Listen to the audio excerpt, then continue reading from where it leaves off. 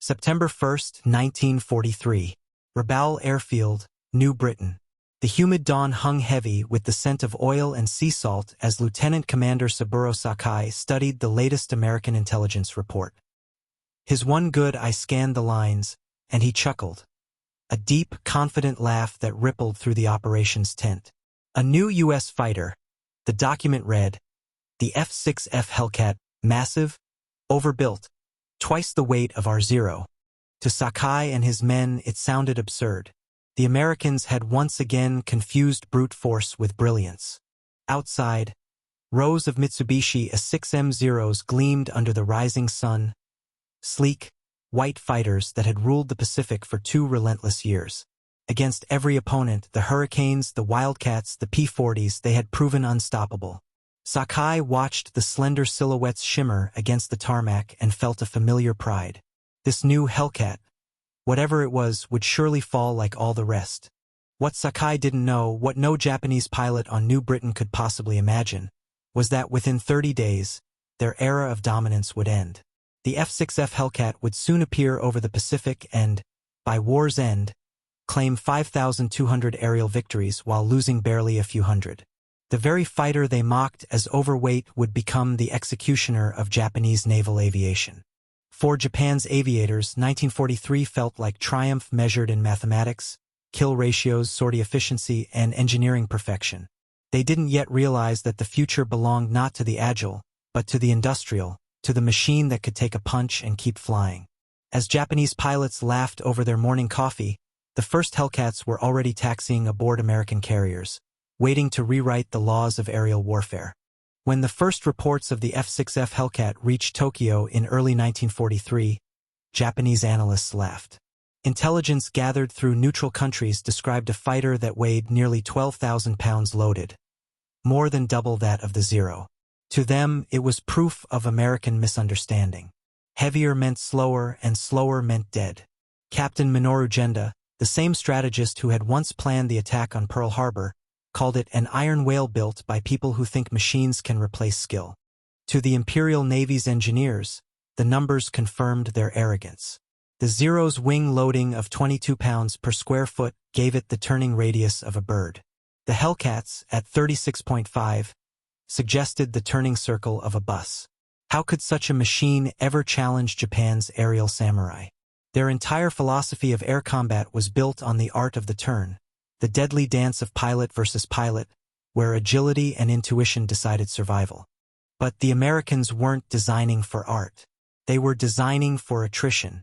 The Hellcat's bulk concealed what the Japanese never prioritized: armor, bulletproof glass, self-sealing tanks, and a 2,000 horsepower engine capable of brute acceleration. Each pound added to its weight was a calculation in survival. In the Pacific, where pilots couldn't be replaced easily, the aircraft had to protect its warrior. The Japanese saw weakness. The Americans had quietly built endurance. What the Japanese didn't know was that numbers could lie. The Hellcat wasn't meant to outturn the Zero. It was built to never need to. And when the two would finally meet above the Pacific sky, those extra 6,000 pounds of American steel would prove deadlier than any sword forged by hand. The stage was set for their first encounter. September 30th, 1943, above Marcus Island, where Japanese pilots would learn that heavy could also mean unstoppable. September 30th, 1943, Marcus Island. Petty Officer Yoshio Fukui had flown dozens of escort missions without losing a man. That morning, the sky was clear, the sea below calm, and his confidence absolute. Then he spotted 6 unfamiliar silhouettes climbing from the southeast. Strange bombers, he thought at first. Massive fuselages, blunt noses, and wings too short for their bulk. As the shapes turned toward him, realization struck. These weren't bombers. They were the new American fighters, the Hellcats.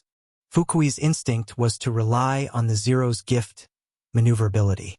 He dove into a sharp turn, expecting the American plane to overshoot, then planned to circle onto its tail. But something unprecedented happened. The Hellcat didn't turn. It went vertical. Its massive Pratt & Whitney R2800 double wasp engine hurled it skyward like a rocket. Fukui pulled back on his stick, but the Zero's lighter frame began to bleed speed. The sky turned into an enemy. At 15,000 feet, the Hellcat performed an impossible maneuver, a hammerhead turn that flipped it nose down in midair. Fukui barely had time to react before tracers flashed past his canopy. 6 guns, he later wrote in his after-action report. Not 4 as we expected. The volume of fire was like standing in a waterfall of lead. His Zero took 17 hits in seconds. Somehow he managed to dive away, smoke trailing behind him. His wingman never came home. When Fukui landed, his aircraft was so riddled with holes it could barely taxi. The intelligence officers who examined it didn't laugh this time. The bloated American plane had just rewritten every rule of combat. It hadn't fought like a fighter, it had fought like a machine. One encounter was enough. The myth of Japanese invincibility had cracked. The next battles would prove that the Hellcat's strength wasn't luck. It was design. November 1943, Rabaul. The laughter was gone now. The briefings had changed tone. Veteran ace Lieutenant Commander Taro Tanamizu, one of the few Japanese pilots to survive multiple encounters with Hellcats, stood before his squadron with a message few wanted to hear. "Forget everything you've been taught," he said quietly. "The Americans no longer fight our fight. They fight like machines. Fast, precise, and unyielding." For the first time, Japan's airmen faced an enemy who didn't honor the dance of combat. The Hellcat fought to kill, not to duel. The Hellcat's pilots used a new doctrine, energy fighting. They refused the Zero's deadly turning contests. Instead, they stayed high, fast, and coordinated through radios the Japanese had once mocked as unnecessary weight. One Hellcat would dive to attack, another waited above to strike the pursuer. It wasn't heroism, it was strategy. "They work in pairs," Tanamizu warned. "When you chase one, the other already sees you. Their teamwork is perfect. We fly as samurai. They fight as an army." Even the technology gap grew with each week. American ships guided their fighters using radar, directing Hellcats to intercept targets long before Japanese eyes could see them. Pilots described ambushes from the clouds, Hellcats striking from impossible angles with uncanny precision. Japan's pilots began calling them the unseen hunters. For Japan's airmen, this wasn't just a loss of skill. It was the collapse of a belief system. Honor, spirit, and experience could not overcome the physics of energy and communication. The Hellcat wasn't a better duelist. It was a better system, and that system was devouring the Empire's finest. By early 1944, the Empire's airfields were quieting, not from victory, but from loss. The next chapter would reveal the full collapse, the moment Japan's skies turned from battlefield to graveyard. By early 1944, Japan's airfields had become graveyards of burned-out Zeros. The once elite naval air service was bleeding pilots faster than it could replace them. New recruits arrived with barely 200 hours of flight time, some having never fired their guns in the air. Commander Yoshihiro Hashimoto, training officer at Kasumigura, wrote with despair, "We are sending children to fight professionals."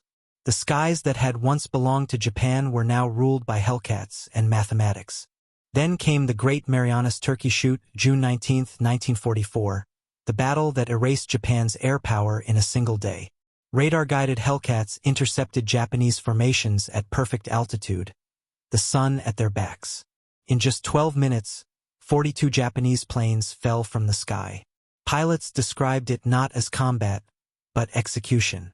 "They came from everywhere," one survivor recalled. "We fired blindly at ghosts." The psychological collapse was total. Survivors called it Hellcat syndrome, the terror of facing an opponent who couldn't be seen, couldn't be outflown, and couldn't be stopped. By 1945, Japan's pilots were trained for suicide, not combat. With only weeks of flight time, they launched into the sky as kamikaze, their Zeros carrying bombs instead of hope. Admiral Takejiro Onishi justified it in cold arithmetic. "If a Zero cannot survive a dogfight, let it become the weapon itself." When Japan surrendered in August 1945, the first American planes to land on Japanese soil were Hellcats. On the runway at Itsuji Airfield, Surviving Japanese pilots watched in silence as the aircraft they had once mocked taxied before them. Lieutenant Robert Vausu performed a slow barrel roll overhead. "You have to understand," he told them later. "This wasn't strength, it was system." In the end, the Hellcat didn't just defeat the Zero, it destroyed an ideology. Japan had built warriors. America had built a machine that made warriors invincible. Every extra pound of steel, every bolt, every round of ammunition symbolized a civilization that could protect its pilots while its enemies sent theirs to die. The Zero had ruled through grace. The Hellcat conquered through evolution. The Japanese pilots had laughed at the Hellcat. But when the smoke cleared, the laughter belonged to history. The Hellcat didn't just win the Pacific, it redefined what it meant to fight, to build, and to survive.